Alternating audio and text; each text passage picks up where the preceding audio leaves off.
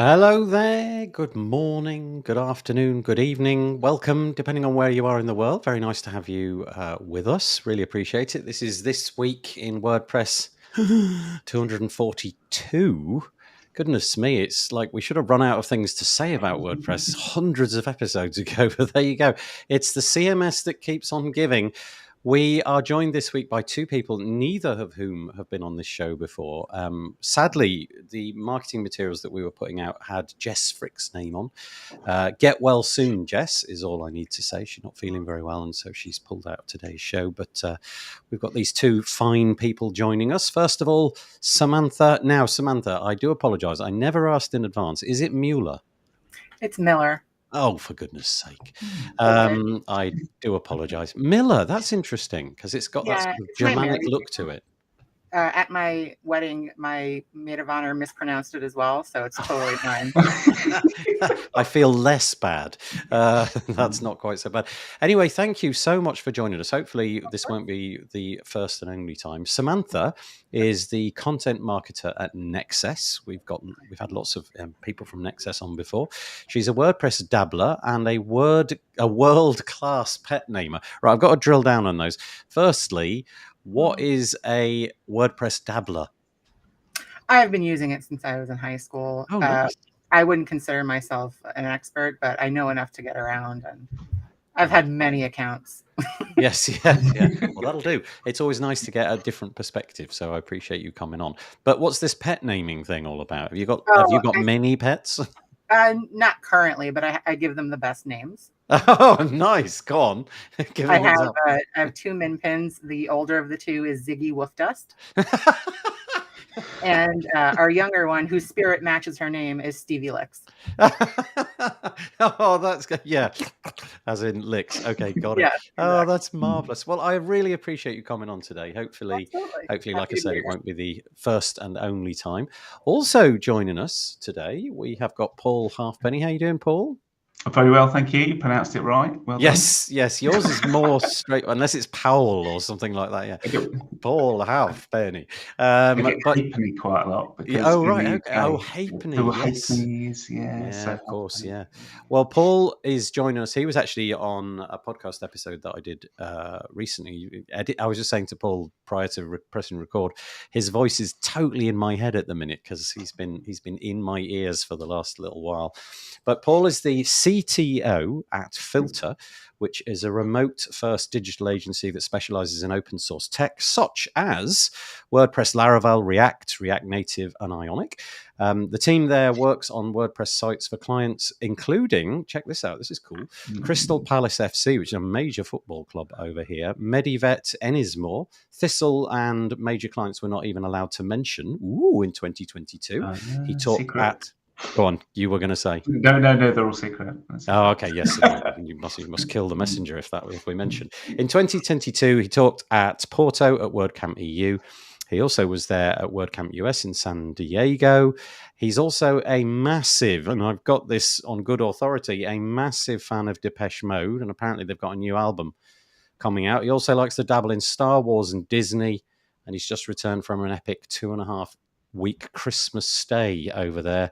So, okay, if Depeche Mode played in Disneyland, is that... I mean, I haven't even considered that.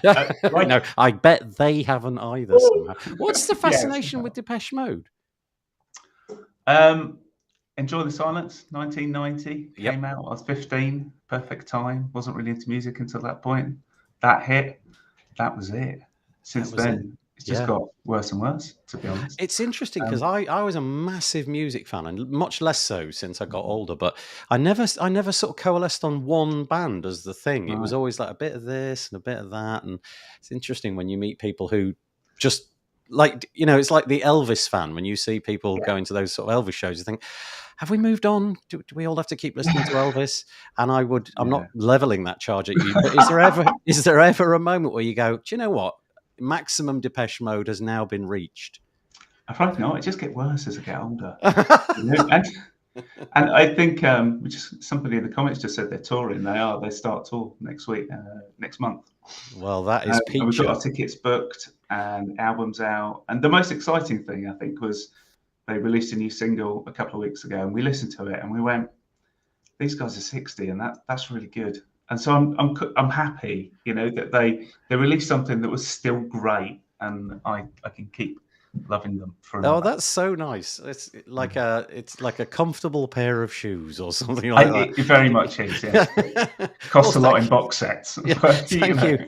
Thank you for joining us on the Depeche Mode podcast. We're not going to talk about WordPress today. It's all going to be about music. No, the person in the comments there is Peacher. She's been on the podcast several times. I do a monthly show with her all about UI and UX. So kind of thought that she might comment on that because she seems to like her music.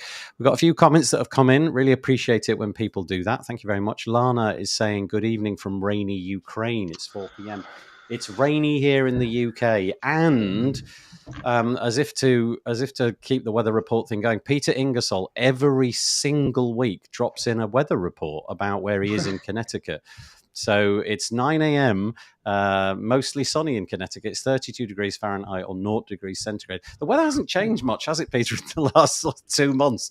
Tonight, we are expecting our first winter storm of the year with upwards of 8 inches of snow. Peter, go and hide.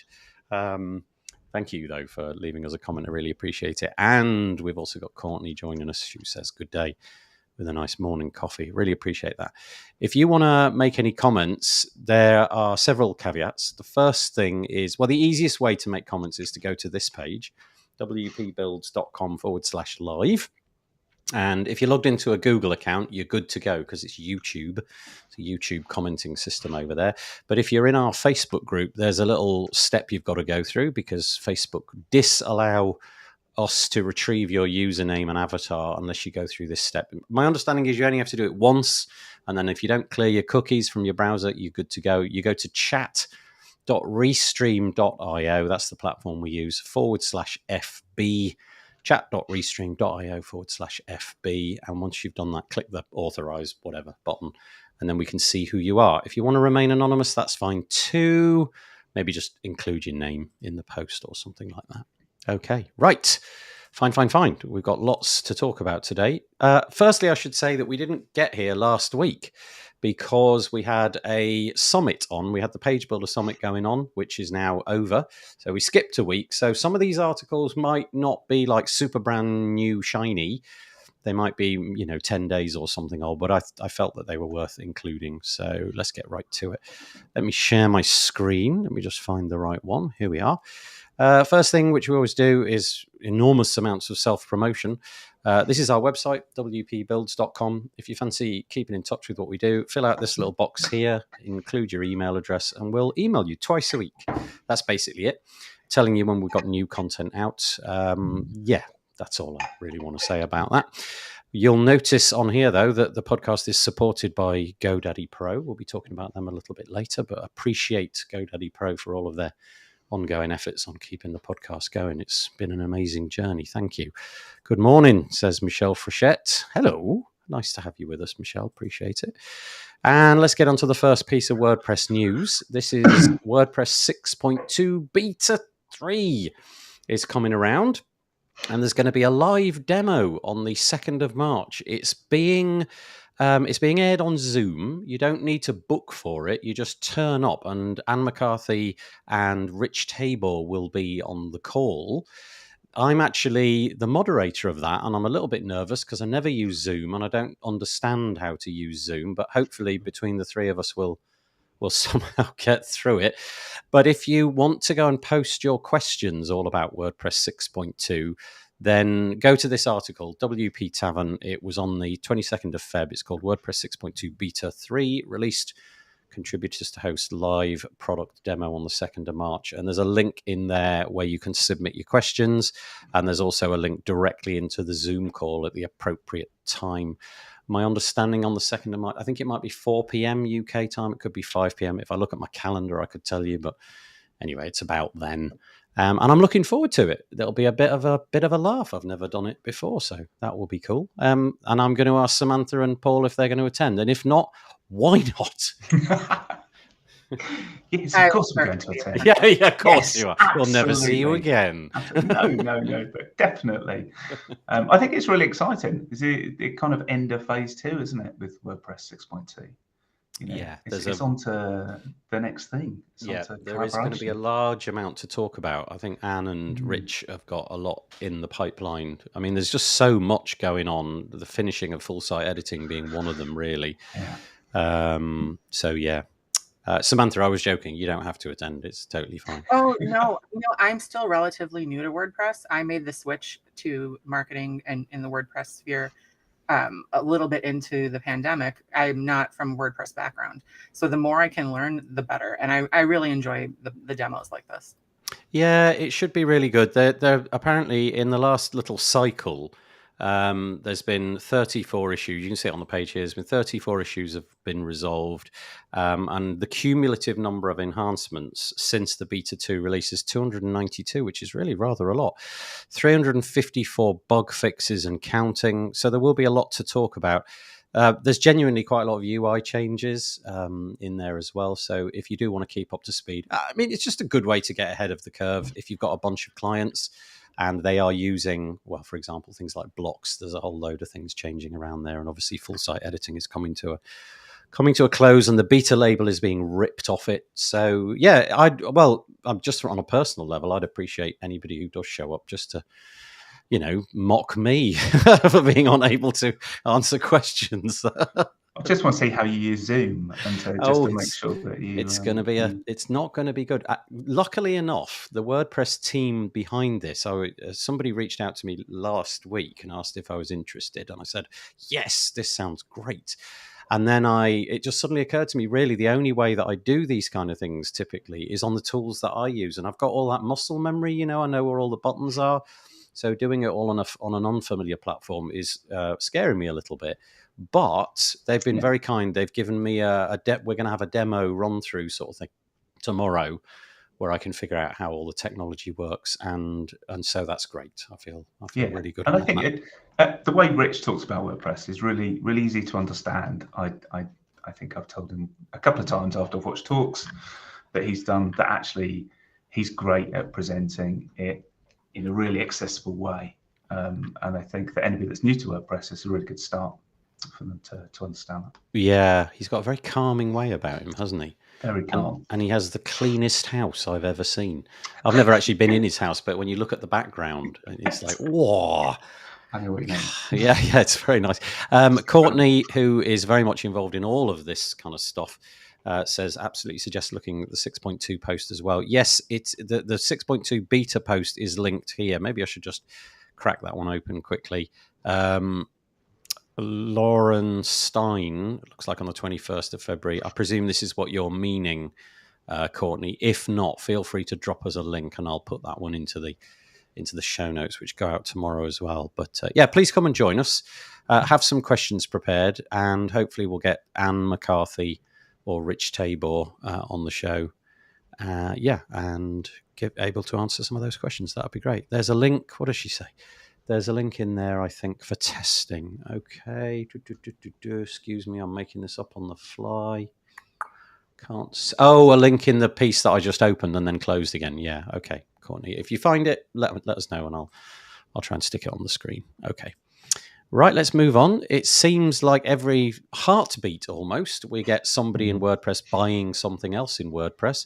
Last year, 2021 and 2022 in particular, seemed like you couldn't wait, another week, another plugin has been acquired. This is an interesting one. I confess I don't really get involved in membership websites too much, but I've certainly heard of both of these companies before, because MemberPress have bought or acquired, I don't really know what the right word is, they've bought MemberMouse.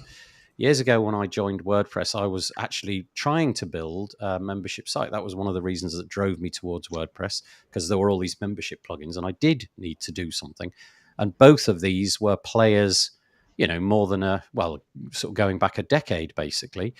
But Blair has written this post saying that MemberMouse has joined the Caseproof family, then goes on to say that all Caseproof products, I'm guessing Blair is the owner of Caseproof, But it also seems, from what I'm reading here, and to quote, not only that, MemberMouse, like all case-proof products, is now part of the W Beginner Accelerator Growth Accelerator, led by Syed Balki. I don't know if that means this has been bought under the auspices of Automotive, or if it's just some accelerator program that they're going under.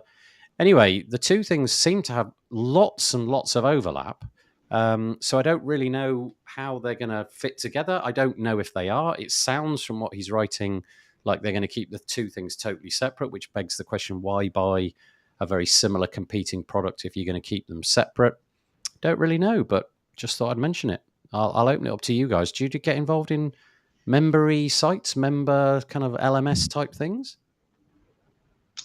We've used some either that we've built ourselves, to do simple integrations or to use more complex ones. I think this one's really interesting because usually you see someone like Stellar WP, buying lots of different types of things that form a unit together, whereas this feels more like a vertical integration, doesn't it? Where you're buying almost something that exists in the same vertical as you, but it offers a different niche audience. So I think what Blair's talking about in that post is he's talking about their enterprise offering and it being great for enterprise and not maybe combining the products, but maybe taking the value from understanding what that team's been doing and building that into MemberPress.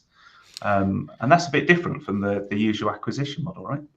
Yeah, I wonder because he does say just right here, actually, he says MemberMouse is a powerful enterprise-grade membership plugin. I don't actually know what that language means. I mean, I understand what enterprise is, but I don't know what the sort of killer feature or features in there, or if it's just a happenstance of history that MemberMouse has been bought by enterprise clients and there's something in there that they appreciate.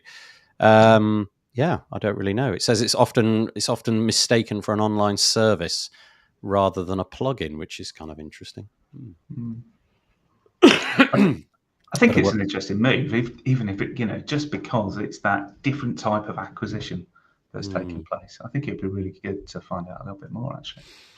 Yeah, it says it's our goal to optimize and expand. Eric Turnensen, I'm not sure if I've said that correctly, who is the founder, built it in 2009. Their goal is to optimize and expand that legacy, and we've got a passion to pull it off. Well, I mean, I guess if a membership plugin is going to be bought by somebody, then I guess if you're a MemberMouse user, at least it's been bought by a company that have got skin in the game and interested in carrying those kind of solutions forward. So, yeah. Samantha, anything about this, or should we move on? No, you can move on. I don't have a lot of experience on this. Okay. I thought this piece was really interesting, although I am struggling to find out who it is. I love it when somebody implements a theme on WordPress which is so minimal that you can barely get an impression of who they are. The piece, I can't remember how it came to me, probably on Mastodon or something like that, but the URL is Hirozed, Hirozed or ZED.me. And this just really struck me because it seems to be something that I hear occasionally, but not necessarily written down. The post is called Betrayed by WordPress. And if you're listening to this, whether it's today or in subsequent days, I'd be really interested to know what your thoughts are. They're obviously a developer, PHP developer, going back in the day, because they mentioned right at the outset of this very short article how much they enjoyed using WordPress as a CMS, particularly because the foundation of it was built on PHP. And I just love this. There's this three points to why PHP and WordPress are cool. It says, PHP makes sense to me. Number one, where's the data? Number two, what do I do with the data? Number three, this is true.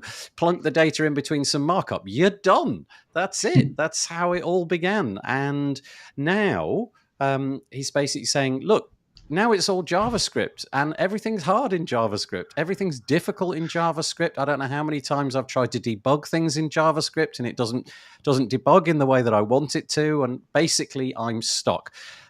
The piece is, give me the old WordPress back. Can we just rewind the clock, please? Can we reset? And I know, for example, Paul, I know that your agency, you haven't stuck with all of this, have you? You've got into the new hotness and you've got React and all of that written in your little testimonial at the beginning, which I read out. Not testimonial, your little bio. And so I'm imagining that you're going to disagree with this. Maybe there's maybe I don't know. I don't necessarily disagree. I have a lot of sympathy for people that are being forced down a particular pathway and feeling like they're being sent somewhere else, and they've got to learn this new language, and they've got to deal with the really fractured landscape that is JavaScript. There's loads of different frameworks, there's loads of different ways of doing things. Things move very quickly. I can see how that's a problem. I think the word betrayed is an interesting phrase. Like, I would maybe piece it as maybe feeling left behind, perhaps, in terms of the direction that WordPress might be taking and some of the things that are happening. But I think that there is a sense that some of the things that are happening, particularly as we move forward with, the phases of WordPress as we go forward, can only be delivered with JavaScript right now. So collaboration being phase 3, workflows, is there a way to do that server-side with PHP? And it may be easier to do that with. But, I know it's been a contentious issue in the community the last couple of years. But, we recognised the signs pretty early on, and when actually this is the way it's going. And then we've tried to upskill our team to help them achieve that. And actually, we still have a mix of people, and sometimes we're doing PHP in WordPress and JavaScript in WordPress as well, but also PHP with Laravel, and that community is very strong as well. So Laracon's just been on the last week, and there's been a really strong turnout for Laracon.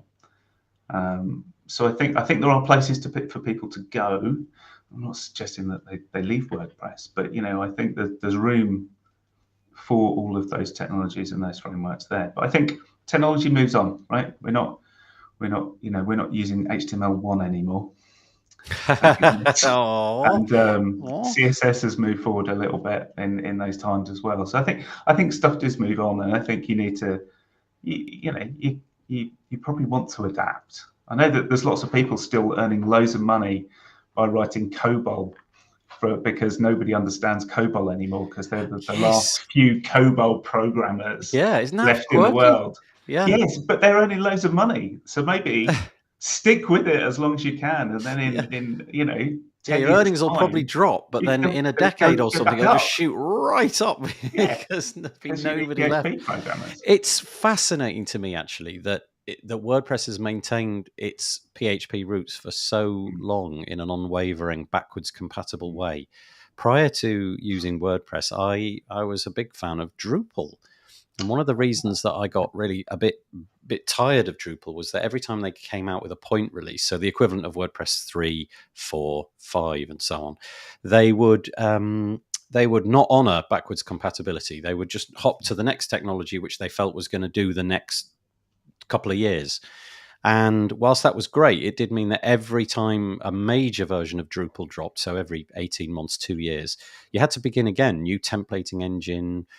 They dropped Symfony in there at one point. And for me, it was just a little bit too much to keep going. So I can understand where the person from this article comes from.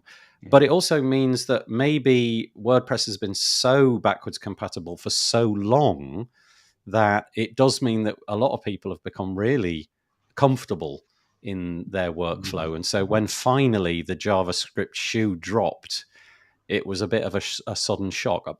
That's not quite true, though, is it? We've had several years to sort of warm up to this. Yeah, we've had a while. But I'm interested in what Samantha thinks, actually, because WordPress just isn't all about, not all WordPress users are developers. WordPress users are content creators, right? So from a content marketing perspective, I don't know if you see some of this development stuff under the hood, but what do you think about the interface and how it works?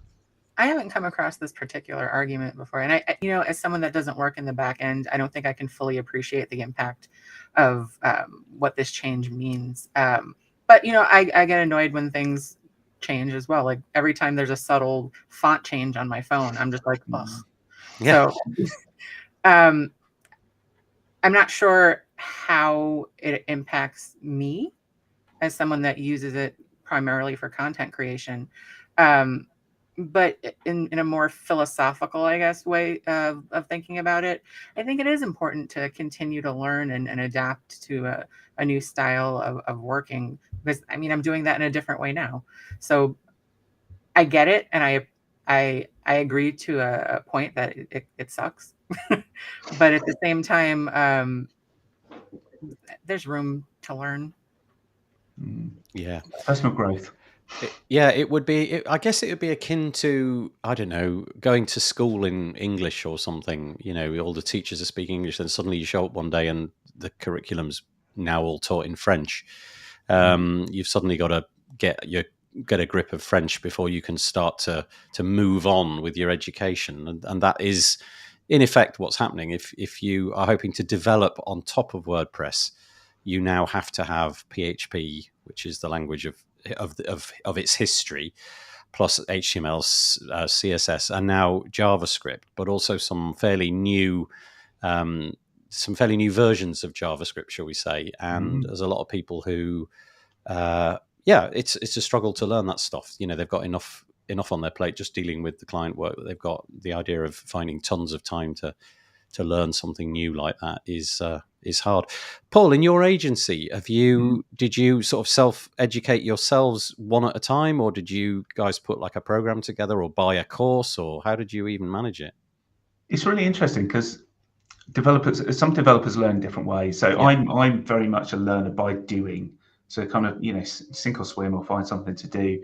And we certainly have a couple of developers that already have the ability to learn as they do something. So it's more like finding the right project or task, doing an introduction, and then getting the senior devs to help out the slightly more junior ones, or the ones that are newer to JavaScript, to go, okay, this is the way that we want to do things, and then helping them that way.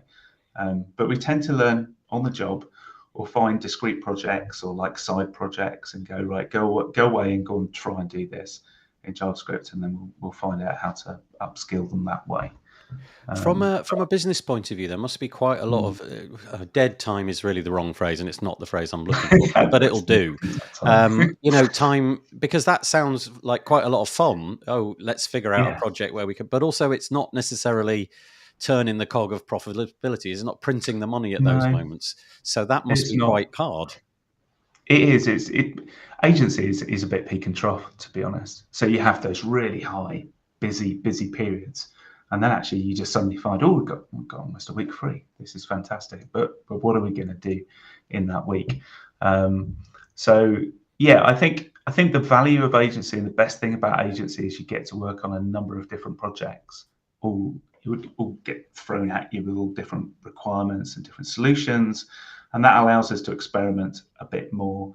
And what we do is we kind of build in some of our timelines when we're developing work, to go, well, actually, we'll add another 2 weeks to this project, not because we want to get it done, not because it's taken longer to get done, but what we'll do is we'll spend some time learning as part of that project, and we'll accept that we will be developing this additional thing that we've never done before, and we'll give ourselves a bit of extra grace to do that. So nice. Yeah, really interesting. I just thought it was quite a nice piece. Yeah, maybe betrayal is the is the wrong word, but it's what they chose. So if you are in fact the person who wrote that blog piece, I'd love to know who you are. That would be great. Thank you so much. Okay, let's move on. Okay, this is the topic of our time at the minute. I feel like 2 years ago it was COVID, right? Nothing about COVID. Everybody talking about COVID.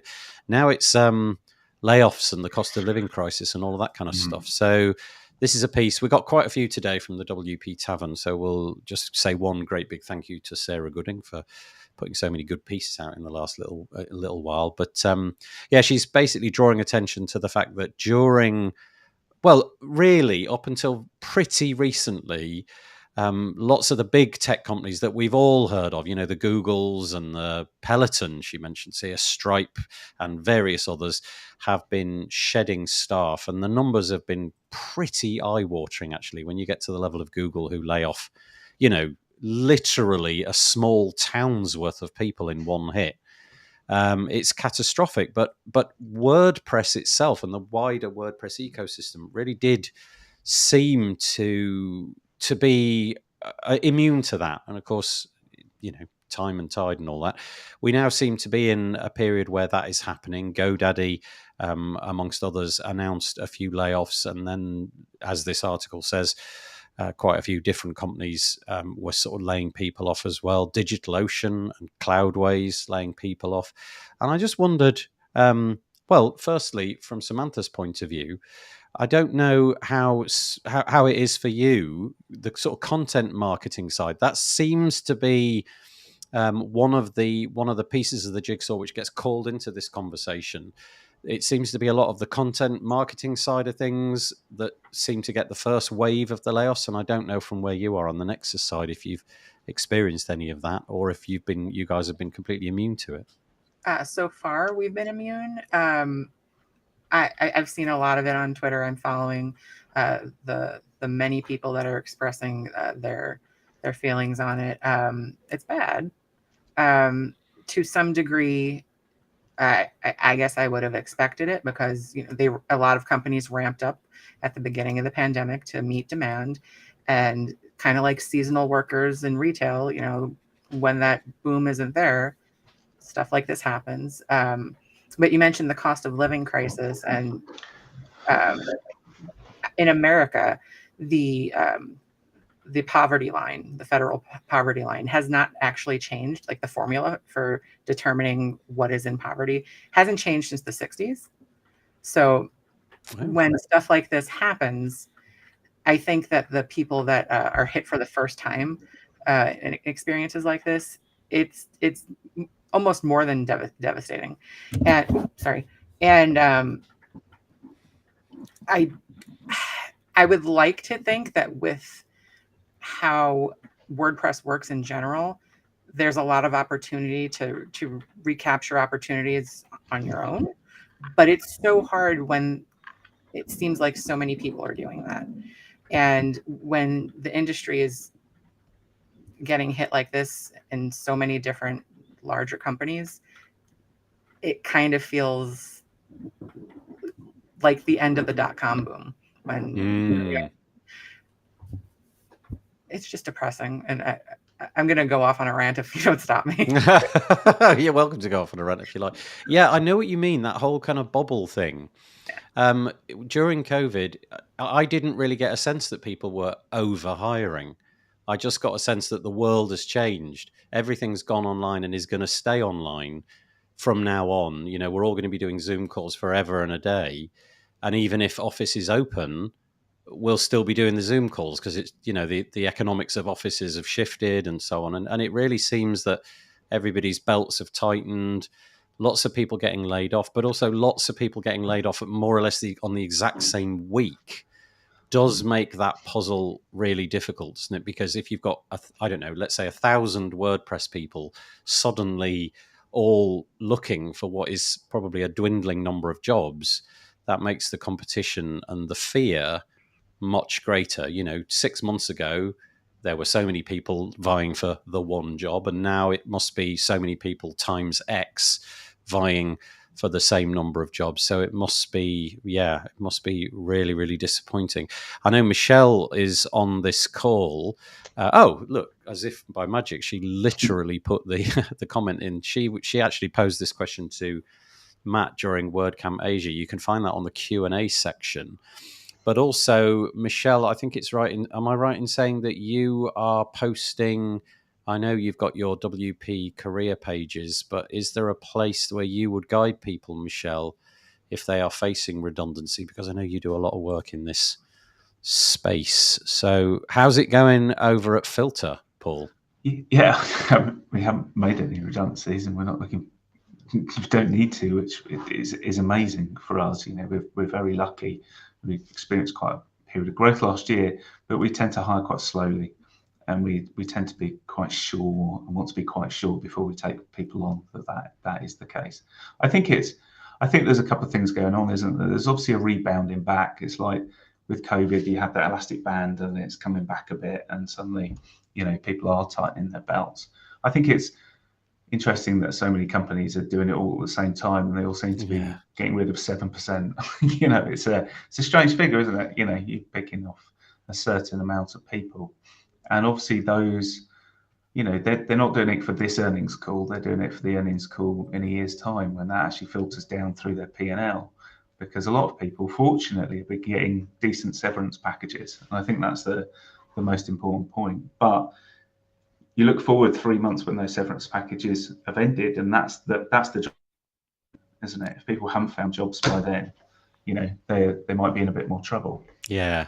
The runway is not that long, is it? I think in the article it mentions a typical severance package being something like 6 weeks plus a week for every, I don't know, year or 2 years or whatever it is that you have been involved in. So that does quickly dwindle. Michelle is out getting a link. She's going to try and find the link to that. That would be great. Thank you for that. But also, Peacher, I confess I didn't see the comment that was made by Matt, but it sounds like you didn't regard it favorably. So this is in response to Michelle saying that she asked Matt about this problem. And she says, you did ask that, Michelle, and his reply was disappointing, to say the least. Peter, if you're able to, tell us what, in a few words, what was it that he said and why was it of disappointment? I imagine it was something along the sort of open source side of things. But yeah, lots of companies cutting jobs at the same time, especially companies, it mentions organizations like XWP and Human Made, who I don't think have had this experience in the past.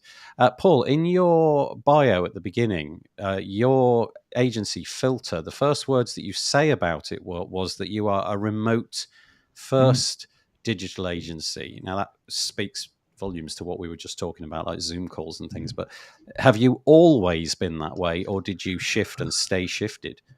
No, we shifted during COVID. So I think it was literally April, March 2020 when we were all told to go home. I think we were shifting that way anyway, to be honest. I was going into the office less and less because I wanted to spend more time with the family. I wanted to spend more time at home, and that commuting time, whilst very useful to watch films, was, and catch up on, and I've done less of that since.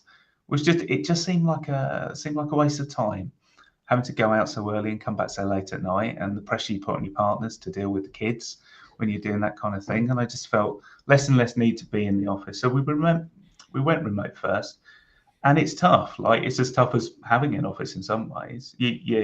The people that you can hire you've got a wider pool of people you can talk to. And I think that's absolutely fantastic. And that's helped us because we now have people, in Edinburgh, in Poland, in Turkey, as well as people that live around London in the UK. But, commuting into London is expensive. And I think having the ability to give people time to look after the kids, to do drop-offs, to do pickups when they're ill at school, to be able to drop all that stuff at the last minute when you're working remotely is so important. But I think it's really, to go back to the transparency of some of the posts around layoffs, because I don't think I've seen that before. So I know, like, the last recession was probably 2008, maybe, with the banking crisis. We had a bit of social media back then. I remember I was on Facebook back then. But I think the transparency is something that's really surprised me in terms of people talking about that kind of thing. And I think, what Michelle's doing with her list and what they're doing on Post Status, because they're giving free membership to people that have lost their jobs, and I think that's amazing, because I think there are people still hiring out there, and it might be that there's really great opportunities that you may not have realised because you weren't necessarily looking. So I think it's a terrible time. I'm not sure it ends quickly either, but hopefully the recession is shallow, and we can kind of get back to some sort of sense of normality instead of seeing these headlines every week. Your move to going digital, remote first, Paul, did that? Do you think that saved you enough money to weather the current storm? So, you lose all the offices and all of the high rent that you probably would have been paying for that, and everybody's combined pockets is shelling out for rail travel and all of this kind of stuff. I'm guessing, given the fact that you haven't laid anybody off so far, that really proves to have been a very clever decision with hindsight. Nothing's done cleverly. When you take a decision, and if it works, you look great, and if it doesn't, you look terrible. It's like, we made the right choice. I wouldn't say that it had that much impact in terms of money saving, to be honest. Okay. What I would say is that it's allowed us to be more productive. And I think that's the key. And I think we've been able to get better people. Because I think there's people in our business now who wouldn't work for us if we were still in London, because they wouldn't be commuting all that way into London, and they wouldn't even be looking for jobs in London. And I think that's the best thing for me, is being able to look elsewhere outside of that kind of small, narrow, Soho, which is where we were based, which is lovely, by the way. I'm not like, we had brilliant times. We worked in Covent Garden, we've worked in Soho. That is really, we always look back and say, at the time we were saying we're going to look back on this and find it amazing. Tell our kids we used to work in Soho, on Wardle Street, and it was buzzy, and you're going out after work and things like that. But actually, I think it almost, you get to an age as well where you're not out drinking every night. And if you do go out drinking every night, you're probably not going to do it for another week, because that's how long it takes you to recover, right? Yeah. So, but we're going back in on Friday this week. We've got an all-company social down in the middle of Soho on Berwick Street. We're all going out for dinner, which would be great to see people in the flesh. We see them on screens all the time. Yeah. But in the flesh, it makes those events a bit more interesting, doesn't it? I guess it does. Yeah. I'm really looking forward to it. Yeah, nice. Samantha, I'm guessing that you're at home, just judging by the sort of backdrop. Oh yeah, has that always been the way with you and Nexus? Have you always been at home? Yes. Nice.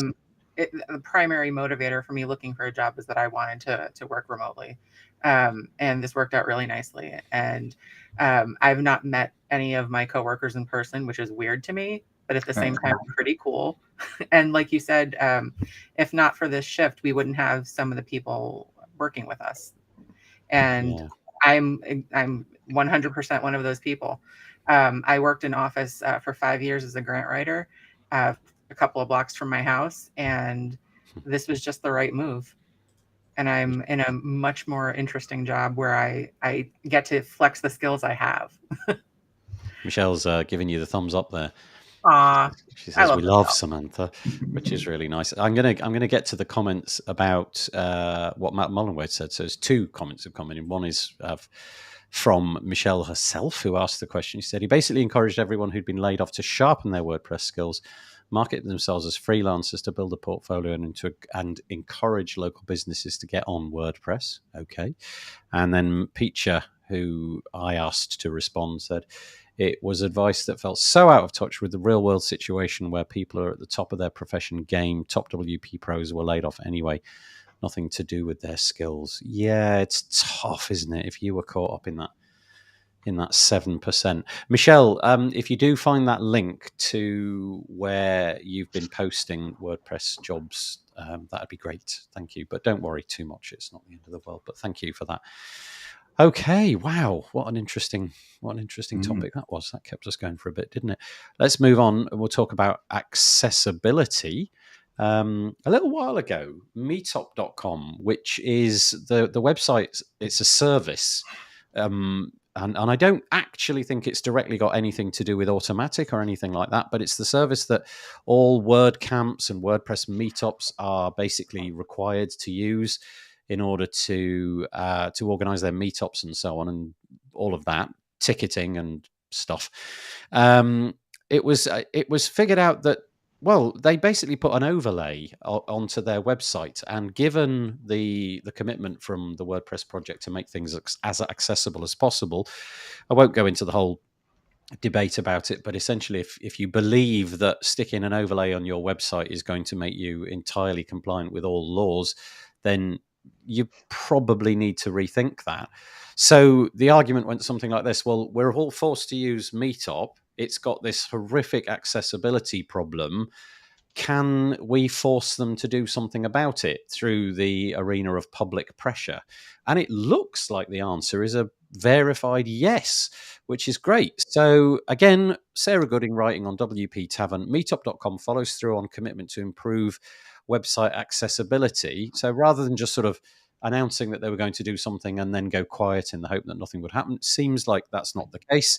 They employed now, it was a company, I believe it was DQ, but I could be wrong about that. That's what's in my head. Oh yeah, there we go. Perfect. They had a complete audit done, and that audit identified 732 issues that needed to be resolved. I don't really have any insight into, how fine-grained they were. In other words, were 10 of those super serious and 690 odd were just, little things that needed a tweak? I don't know, but approximately 40 of those are to do with color and contrast and design, and the remaining are things which need to be addressed more urgently. And they're going to get on and do it. They've got 2 phases designed to complete this work. And so hopefully within the next period of time, I don't remember if any period of time was mentioned, WordPress will have had a bit of a difference on meetup.com. And so people who are using, assistive technologies and screen readers and things like that will be able to access WordPress events, which is like super important. So I'm just going to open this up to either Samantha or Paul if they want to comment on this. I think this is all good news.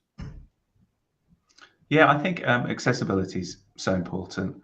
We're doing some work on accessibility right now. We've got a guide, little handbook going out on about it that we've co-authored with an agency called Web Usability. They're one of our partner accessibility agencies that we refer into our clients and work with. And we also work with AbleDocs as well from a document management point of view, making sure their stuff works. And we see it's a real growing subject. A lot of people talking about it. Obviously, in the US, there's laws, and you can be sued if you don't have this in place. And we're not the experts in this, but we're aware of this. In the UK, it's more of a tap on the wrist right now. I think it's a like, can you go on and improve that, please? But we can't sue you about it. But I think it's becoming so much more important, and I think it's really important to talk about this. Websites have become so complicated and difficult to use in some ways, with lots of interactivity, lots of designs going on. And actually, I think I'm really lucky. I don't have any particular accessibility needs. Although my eyes are getting much worse, so maybe I will in a couple of years, because you hit mid-40s and it's all downhill, right? But I think it's a subject we should be spending more time on. And I know when Gutenberg came out, there was a big discussion about accessibility within the block editor, how maybe that hadn't been at the forefront as they were developing things out. And I think that I think if my memory serves me correct, they address some of those concerns and we improve things. And I think it's incredibly important. When we began the call, I mentioned we just so that you know, we typically just run through very quickly what all the articles that we're going to talk about are. And by pure coincidence, and genuinely coincidence, this isn't some sort of contrived coincidence, your agency Filter released this Marketer's Guide to Web Accessibility. Sounds right up your street, Samantha, this. Marketer's Guide to Web Accessibility. This is hot off the press. This is today. Do you have any insight, Paul, into what this document is for or who it's intended for? It's for businesses to help them understand what they need to put in place and how to address that. Sai and Joy from our end have been working with Web Usability, the agency that we partner with, to co-author that guide. So it's from both of us, but I recommend people just go and have a look at it. And if you don't want to fill in the form and give us your details, that's fine. Just let me know, and I'll send you a copy without you having to give us any details. Yeah, thank you. Just interested in having a conversation about it. That's brilliant. We'll be doing more work on more. We'll be sending out some more blog posts, I'm sure, over the next quarter about it. I will I'll add that into the notes surrounding the meetup.com piece as well. Samantha, was there anything you wanted to add in there before we move on? I agree with all of Paul's sentiments. I think it's super important that we continue improving accessibility, because I think many people that are not affected by an issue that would require assistance, we don't really think of it as something important sometimes. And, it's so easy to just not put in an alt text on a tweet for an image or whatever, for featured images, and a lot of it gets overlooked. And I'm so happy to see any improvement. Paul, you were mentioning that the teeth, if you like, in the law in the UK maybe are not quite as long and sharp as they are in the US. No.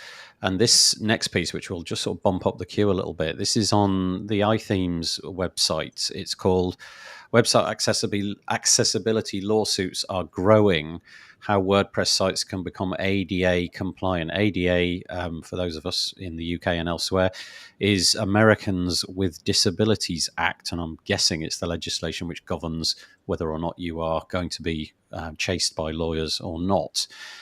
This is a really long piece, so I can't possibly cover it. I mean, so long is this piece, in fact, that it's got a table of contents at the beginning, which is always a bit of a warning, caveat emptor. Get into it at your leisure. But it's a really good piece. I read it from start to finish, and it really does lay out all of the bits and pieces that you need to be mindful of. Some of it, may come down the road slightly later. You've got work to do before that, and then there's bits about the low-hanging fruit. But this is a topic that I think is going to become more important as time goes on. So, Paul, from your point of view, you mentioned that in the UK, the teeth on those laws are probably less. They're not quite as serrated, shall we say? They're a little bit more blunt. But if you're building clients that filter for, companies, institutions, non-profits, whatever, all over the globe, presumably that these questions are now getting asked of you, right? Before that contract gets anywhere near you, these kind of discussions are happening, and they want to know, look, we don't want to be chased by the ambulance chasing lawyer. Forgive me for using that phrase. It's probably a little bit out of place, but you understand the sentiment of it. We want to make sure that we've done everything that we can fight off a case. I'm guessing this is now as important as something like SEO, maybe more so even. I don't know. I would totally put it in the same level as something like Core Web Vitals. Right. Which is what we've got people coming to us going, we need to hit green on all these metrics. And SEO is just as important as that. And I think it's not necessarily just about the content that on a web page. So, a really key area for us is documents and PDFs and whether they're accessible. We've been doing some stuff, I said, with Able Docs, and we've been looking at one of our clients who do a lot of work in PDFs for their employees. So they do operating procedures and things like that in their PDFs, and making sure that they're compliant. But then also because we don't just build websites, we build apps as well. So we look at how an app might be accessible, which is it's very similar because it's a website on a phone ultimately, isn't it? But there are things that we have been learning more about, and we as I say, we are on a journey as much as everybody else in this industry as to what's right. But I don't think we've not been in the situation, I don't think they have in the US with companies in the US, where it is so important that it absolutely needs to be addressed. I don't think it's just the UK, I think it's the EU as well, where there's a slightly softer, less litigious approach to these things. But I think, from a personal perspective, it just makes sense. It's like I remember when I used to walk into work from the train station to Soho, Royal National Institute of the Blind, and at one point in their life, outside their building, they had a step down from the door, I think, to the office, and then they put a ramp there, and it was like, well, of course they need a ramp. Like, why would they not need a ramp? How's somebody in a wheelchair supposed to get up those steps? I mean, it's absolutely ridiculous. And it frustrates me when people are like, oh, why are you spending money on ramps? But it's you've got to treat everybody, give them the same, no barriers to entry, and give them the same accessibility as anybody else. Yeah, it's definitely more important. I'll just sort of run through some of the top level items on this piece. Essentially, what does it mean to have a WordPress ADA compliant website? And given that I don't know the name of the acronyms for the UK equivalents. I'll just stick with those. What are the possible consequences of not having one? I suppose that's the bit that maybe should come right at the top, because that's the bit that's going to put the fire in your belly. Then they give some examples of companies who really have had to, well, they got in there at the beginning, if you like. Target, a US company, which I believe is a bit like a Walmart or something like that. It's a sort of grocery shopping supermarket kind of thing. They got caught out and really got told off, and since 2016 have been pushing the forefront of this, and it turns out that it was one of the best things that they ever did. And then how to fiddle with your WordPress website to make these things possible, and there's some quick wins in there as well. Like I said, the article goes on for ages, loads of tools. If you're interested, there's always people in the WordPress accessibility Slack channel. I know that Michelle, who's listening to this, and Peacher both are very interested in this. So there's always people to reach out to if you're not familiar, especially if you're a freelancer and don't really feel like you've got the bandwidth to take a lot of this stuff on. There are channels that can help you. So just go into the Make Slack for that. Yeah. Samantha, I think that helped us. I think just finding somebody else who was more specialist than we were to enable us to help understand what we needed to do better. Yeah. Anything to add in here, Samantha? Not that I can think of. My experience with ADA is I helped write the civil rights compliance documents for previous jobs, and to be honest, I don't think we ever had anything outlined for websites. But then again, that was like 10 years ago. So. Yeah, it really does feel like it's just in the last 24 months that this has started to pick up a lot of momentum, to the point where it's now become a real hot button article. 4 or 5 years ago, it was all core web vitals. Now it seems that accessibility is the thing which everybody is keen to get on board of, and honestly, why not? So that is iThemes, and I will link to that in the show notes. It's Dan Knaus, 23rd of February. So this one was from last week. Okay. This one is for me and Paul, I guess. WordCamp London. Yay. Yeah, indeed. Yeah, yes. I mean, from everything you've said, you were always right there anyway, so it wasn't like you had to go anywhere. For me, it's honestly, it's like getting to Berlin or something. It's just as bad from grimy North Yorkshire all the way to London. But I'm really excited about this. It hasn't been on for 4 years. And the organisers are in the early planning stages of figuring out what a WordCamp 2023 in London would look like. It looks like they've settled on a date in September. I don't know the exact dates, but September is going to be the month. But they have launched a survey, which you can find here. The URL is too long to say, so I'll just link to it in the show notes. But needless to say, in the show notes will be a link to the survey. And they're interested in knowing what you want from this event. Obviously, having 4 years off, they're not caught up in that whole maelstrom of, well, let's just do the same thing again. They've got the capacity maybe to have some fresh ideas, different venue, different approach, different kind of talks. Even down to some of the questions are about how many people feel like an ideal event to you. I don't know if that's around the whole COVID piece, whether or not you'll feel safe if there's thousands. But last time it was run, there were 768 people in attendance, which is a pretty darn big event, actually. I mean, it's not massive, but it's not tiny either. And I think as far as WordCamps go, it was one of the bigger ones, apart from the flagship Europe and what have you. So go and fill out that survey, basically. But I'm, whatever happens, I'm going to be there. What about you, Paul? Yeah, me too. I'm definitely up for it. I think it's been great going to WordCamps again over the last 12 months. Gutted I didn't go to Asia, but I went to Porto, I went to San Diego, had a great time at both of them, and we're planning for Athens at the moment. Are you? Yes, so we are taking a bigger team to Athens this year, which is fantastic. So we want to talk to people and get people, at those talks and embedded in the WordPress community, really.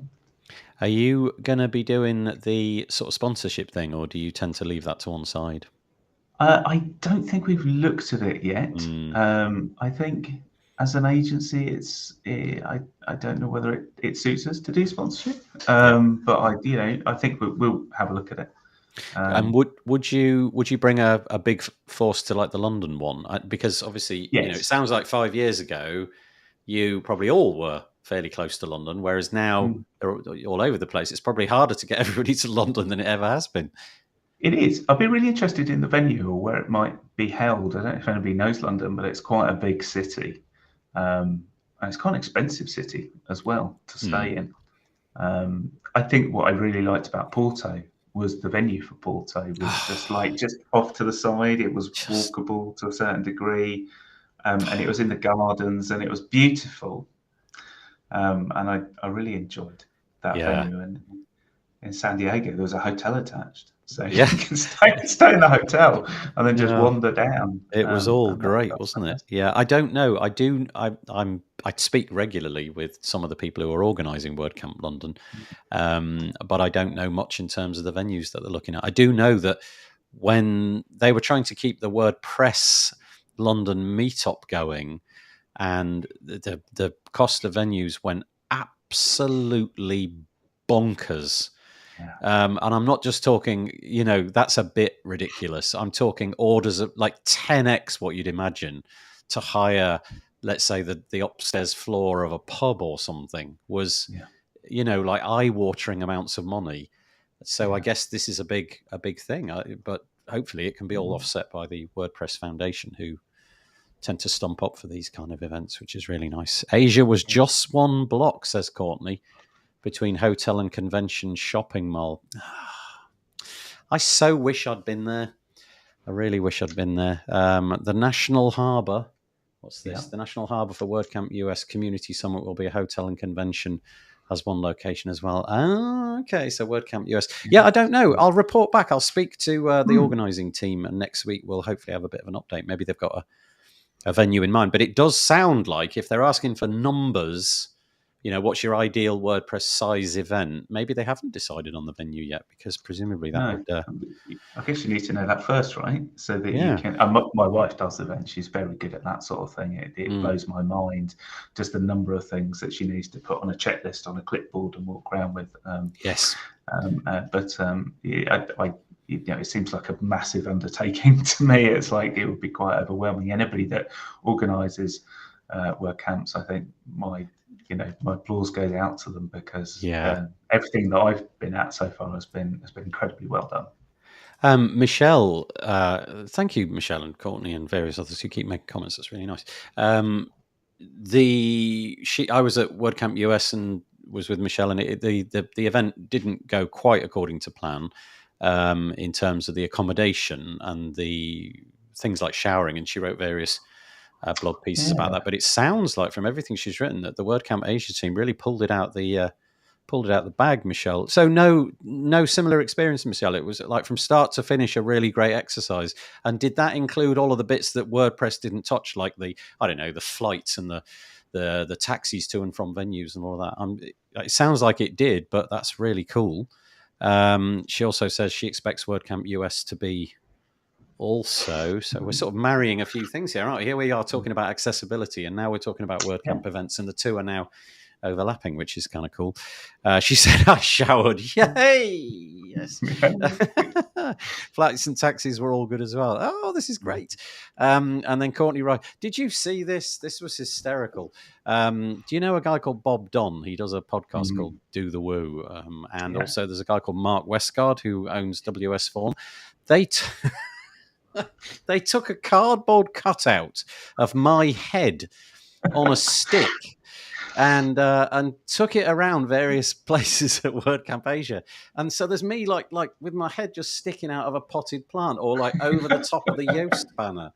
I won't bore you with them on the screen, but I literally spat my coffee out the first one I saw, because I had no idea they were doing it. And there must be like 20 odd pictures of me just in compromising places of work up Asia. But just this bit here, it was really funny. You can find them on Twitter. But yeah, I know. It's like a favourite teddy bear that they've taken with you on holiday, isn't it? Like, very sweet. Oh, Cammy says where Nathan went today. Yeah, that's right. Yeah, it was hilarious. Honestly, can you imagine if it was your face? It would there was mixture of shock and awe. It's like, hang on, wait, what? That's what? I looked at the first one and thought, oh, they've photoshopped it in. And then the more I looked at it, it was like, no, that's got shadows and everything. They've cut out a picture. But apparently Mark got it properly done from a sign writer. A lot of effort's gone into it then. More effort. I know. Yeah. Wow.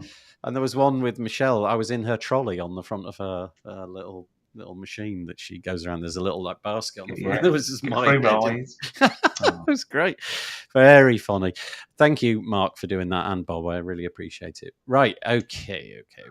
We're running out of time. God, we can talk, the three of us, can't we? Right. There is on the screen. There's the survey, by the way. If you do want to go and fill it out, I will link to it. You can go and get that done.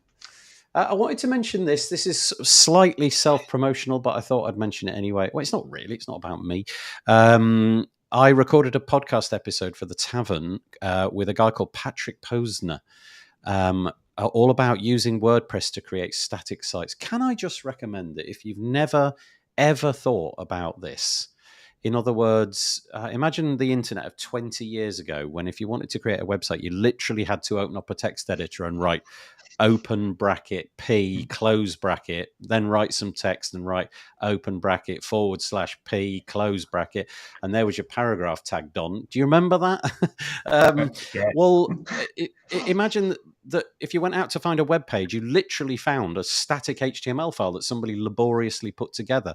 Well, there's this movement which seems to be really getting a bit of groundswell at the moment of flattening your pages. So what Patrick's plugin does is it goes around your WordPress website after you finish creating posts and whatnot, and a bit like Google, it just scrapes the HTML, shoves it in a zip file, and then you upload it to something like Netlify, and it really does mean that you can shut WordPress down. Obviously, you can't do a lot of the dynamic stuff. You can't do forms. You have to figure out other ways of doing that. But it does mean that your site is very, very, very secure, because there's no PHP engine in the background or Apache or anything like that. But it also means that it's really quick. And I would just encourage anybody who's got a ton of brochure sites that don't really need a lot of maintenance, that just need to exist and keep up and be very cheap. The hosting costs alone are absurdly low. And I am literally talking 10 US cents a year per website for, modest traffic. So go and have a listen to this website. Patrick explains how his plugin works, how it does it. It's one of many ways of doing it, but it's very, very Miriam, cool. It sounds, big movement in this, isn't there? And you can host it on S3. That's not going to cost you any money at all. It seems very similar, not totally similar to what Miriam was doing with Static. Static, very similar. Doing with Static. Yeah. Static has the dynamic elements, doesn't it? It gives you a static front end, but you can still post a form. Static now. Yeah, they were bought out by Elemental, but basically the same thing. Only in this scenario, you just use. So I tried it and I used it with local. So I built the website on my Mac, and then exported the file, put it into GitHub repo. That GitHub repo then got consumed by Netlify, and the whole thing took about, 10 seconds from the time of clicking publish in Patrick's plugin to it all being live. It's brilliant, really, really great. But like you say, just like Static, only there's no website bit. There is no website which spins up into life and then collapses itself when you shut all that down. But it's so fast, really fast, because you just send in HTML. Yeah, you're going to really struggle not to get a good Core Web Vitals score. I mean, you really are going to have to work hard to screw it up. But anyway, go and check it out. And if you want any thoughts on it, just contact me and I'll let you know what my experiment involves. I should make a little video about it because I think it's really fun. Okay, right, moving on. So it's AI. We always talk about AI now. And this project came along. It was Aaron. and Josh from Imagine, we talked about their plugin a little while ago. They have a new thing called wpdocs.chat, and I'll just tell you what it's intended to do. It's powered by ChatGPT, I believe. And it says, I'm an AI chatbot that gives direct answers to your WordPress questions. I've been trained on all the official WordPress documentation. So that's, I think, the point. I might have missed the point earlier. And will do my best to answer your questions accurately and truthfully. So it's got to be about WordPress documentation. In other words, what they're hoping to do is shorten the journey from you having a WordPress documentation type question to finding the answer. So rather than going out to Google and probably, you know how that journey goes, you click 8 links and eventually you get onto the right one that probably was the one you wanted to click first anyway. And it's probably on Stack Overflow or something like that. And this, in theory, will allow you to do that more quickly. Does either of you have a question that we could try on it? Feel free to say, no, I don't, because I tried it earlier, but I misunderstood. I thought it was to build functions and things like that. So any of you two got a question for me? Samantha, have you got one? No, I haven't, but I did the same thing that Nathan did. How about how do I create a block? Because that's quite useful, isn't it? A block? Right, let's try a block. How do I? Now that's an entirely different question, isn't it? Get into the realm of. I wonder it's not coming back with any answers. Yeah. Okay, so here we go. We've tried Paul's question. How do I create a block? And it's obviously doing what it always does. It's spinning. On ChatGPT, you get this little nice visual sort of feedback as it does each word at a time. But on here, they've obfuscated all of that, so they just give us the answer, and it says you can create blocks in Markdown using the that's not very helpful, is it? Using the syntax quote, for example, this is a block. No. Maybe not the answer we were looking for. Let's try what does theme.json do? Should we try that? Let's see if we get an answer to that. So that failed, but it does say, to be fair to them, it's ChatGPT. It does say at the bottom, ask me full questions. I'm not a search engine. Don't ask me install plugin. Ask me how do I install a plugin. It also makes the point that it gets things wrong from time to time. Whatever the worth of this is today, I still think this is one that might be worth bookmarking, because presumably the AI will only get better. Okay, so in answer to the question, what does theme.json do? We seem to have more of an answer this time. It says, the theme.json file allows block theme developers to control the settings and styles of the blocks in the editor. It provides a central point of configuration whilst also providing a blah, blah, blah. I'm happy with that. That looks actually pretty decent, doesn't it? And then here's the killer bit, which I think is the most interesting bit. We get the sources underneath. So in this case, it has plagiarized, is that the wrong word? It's consumed 3 sources here, all of which appear to be from Learn WordPress, learn.wordpress.org, and you can click on those and find out more for yourself. So maybe not all is lost. Chat WP. I think the interesting thing about this is that a lot of the answers, so I was trying it out and trying different things, and I think a lot of the answers could be done with a search in the documentation. So where ChatGPT is supposed to shine is from scraping lots of different data from lots of different places and then understanding the context and the relevancy between them to give you the right answer and to give you that detail. If you're only scraping the docs, then you're only going to get answers from that docs, which might be as well served from doing a normal search, although arguably that means the docs will need to be searchable in the same place from the search input field, and yeah, Courtney will tell us if that's the case or not. But well, actually, Courtney posed a good question, which was how do I create a navigation menu? Unfortunately, the website, I presume it's got some sort of cookie implanted in my browser now. I seem to have run out of queries. I think it's likely that I did 5, maybe 5 or 6, and it's now in effect timed me out. I don't have an OpenAI API key, but obviously if you were into this and it was giving you some value, you can plumb that in the background and pay as you go with ChatGPT in the same way that you can with this, ChatGPT on all sorts of other services. So unfortunately, how do I create a navigation menu is out of bounds for me, but it might not be for you. Nomad Skateboarding, hello, says, I haven't gotten a useful answer yet trying it. The developer has been active and jumped into make teams to ask for feedback. Okay, that's cool.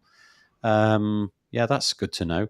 And yeah, it's clearly not working for you yet. Okay, let's come back to it in a few weeks and see if we've got any movement. But you can contact the guys over at Imagine.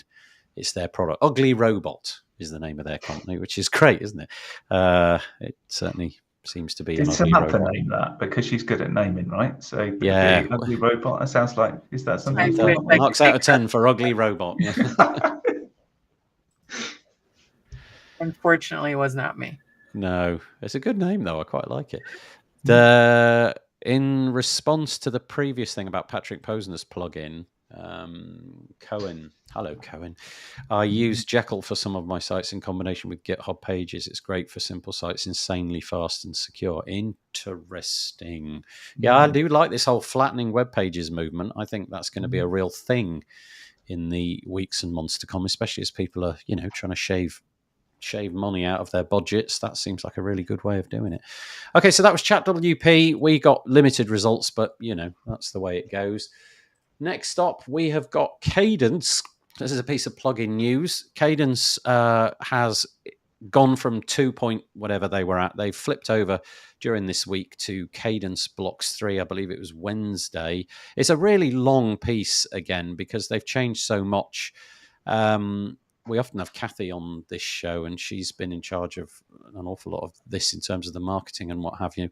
But Ben Rittner, the lead developer and founder of Cadence, wrote this piece, and there's loads going on under the hood.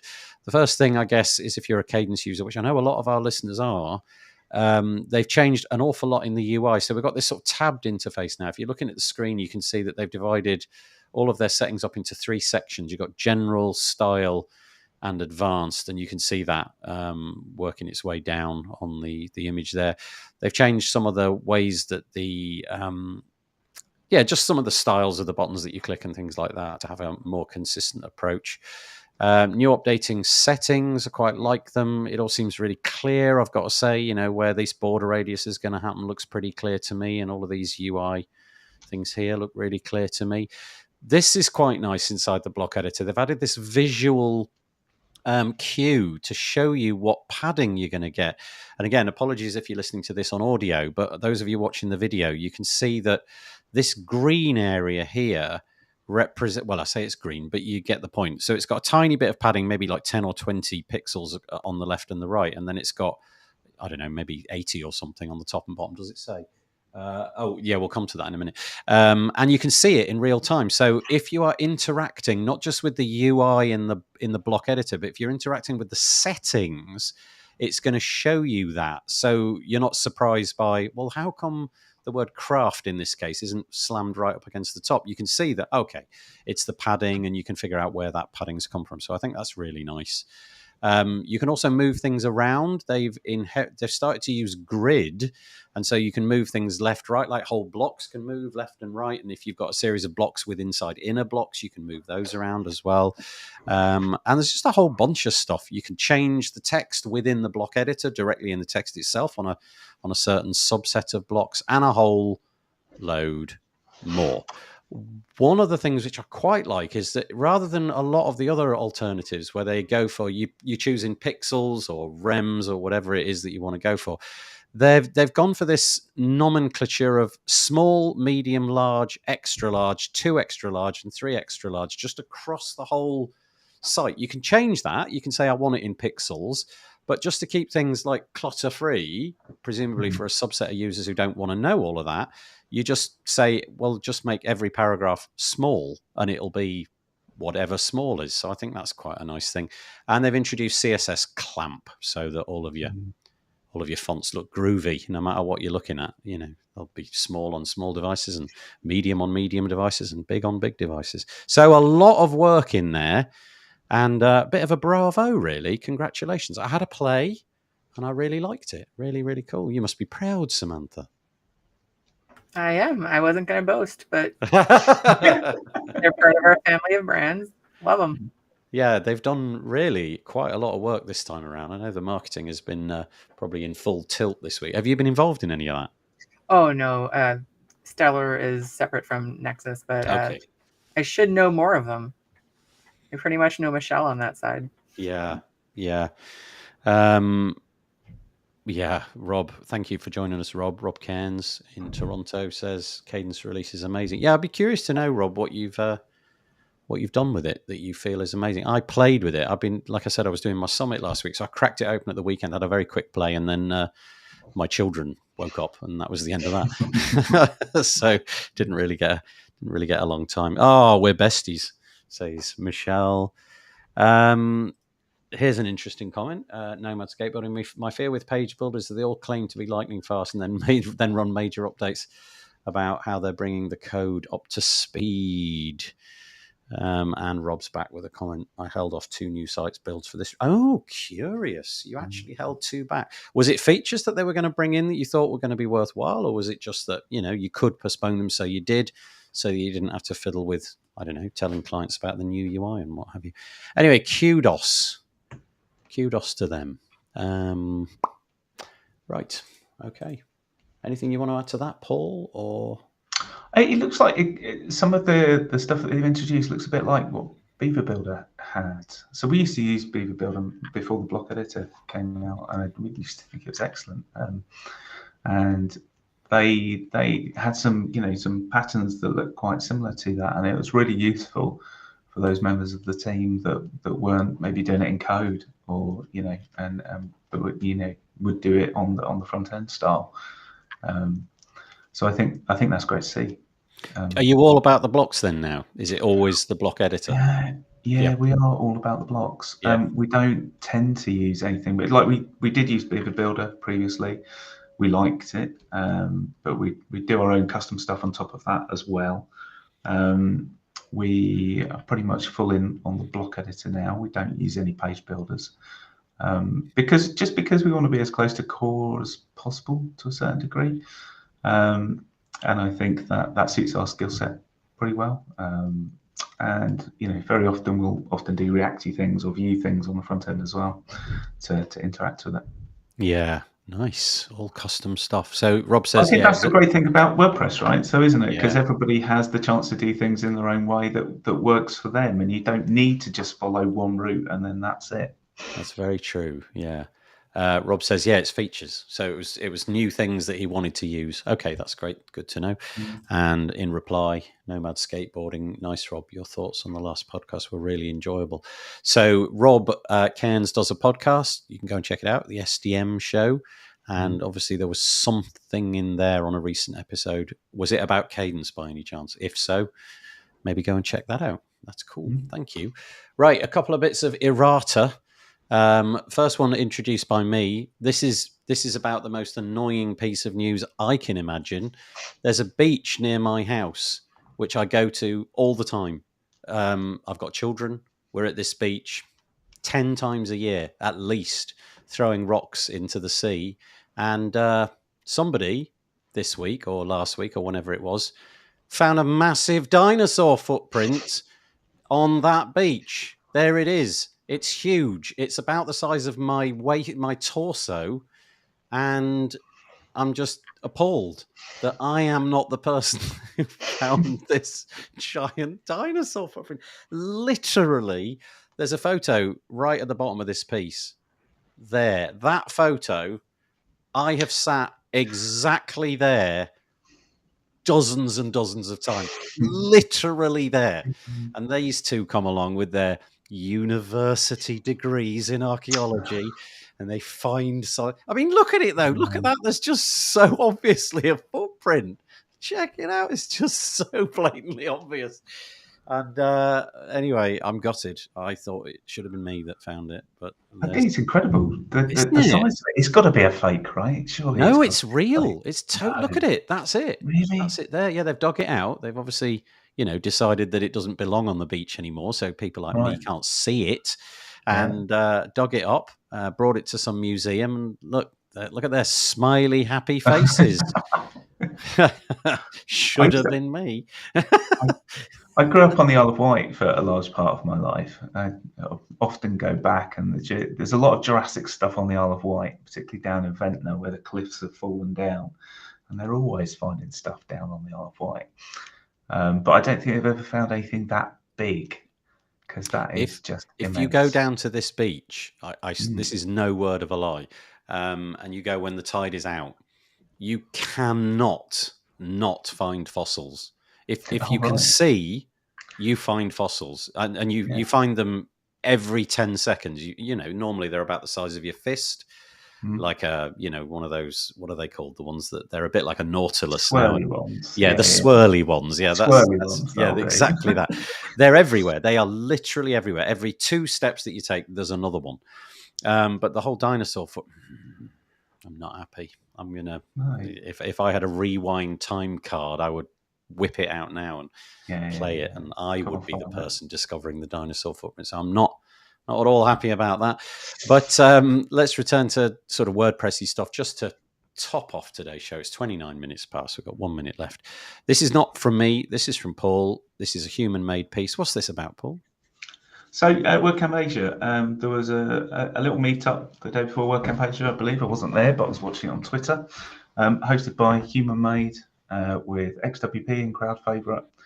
And I just thought it was really interesting because obviously enterprise is a part of WordPress, but it's not something necessarily gets talked about in like widely. I guess I think there's lots of different parts of WordPress, obviously, but I just thought it was really interesting that this took place. And the kind of conversations that are happening around collaboration on enterprise as kind of specific niche of WordPress. So it's something we're obviously interested in. It's something that we see and do a lot of. And I think it's really interesting seeing how WordPress is used in the enterprise space, which is more often than people think about it as being used. It is there. It is an important option when people are looking at what CMS they use, particularly when you head towards a recession, and people are going, well, I perhaps don't want to pay the license fees for these proprietary systems. What other options do I have? And with some of the things that WordPress has been on the journey of for the last couple of years, and some of the things in the future, like around collaboration, around multilingual, potentially going into core in future phases with the block editor, being more alike what you could see in things like Optimizely and Sitecore in terms of their block editors and personalization, which is a subject we talked about on the podcast. Yeah, it's a thing, and I think it's just really interesting that this happened, and the kind of things that people are talking about. It happened on the 2nd of February 2023. So it was called Meet the Speakers WordPress Enterprise Gap Meetup. What I'll do is I will add that into the show notes, which get published tomorrow, along with the audio and video of this episode. But sadly, we've run out of time, so we're going to have to knock it on the head. I'm afraid I've got to go and collect my son. So otherwise, he's going to be, and it is actually chucking it down. So I'm going to be a bad dad unless I go and get him. Now, neither of you know this is about to happen, but every week we do this somewhat humiliating thing where I get everybody to raise their hands just like this, and we all do it at the same time. So yes, now go for it, Paul. Can you? Yes. And that's all it takes. And you're probably feeling I'm never, ever coming back after that humiliation. Thank you so much, Samantha. I really appreciate it. Thanks for contributing with us today. Here. Yeah, thank you. Hopefully when you get the invite on, you'll come back. And Paul, same to you. Really appreciate it. Look, no, there is. So I started this new bit of the show called What's Above Nathan's Head. And because I've got a shelf.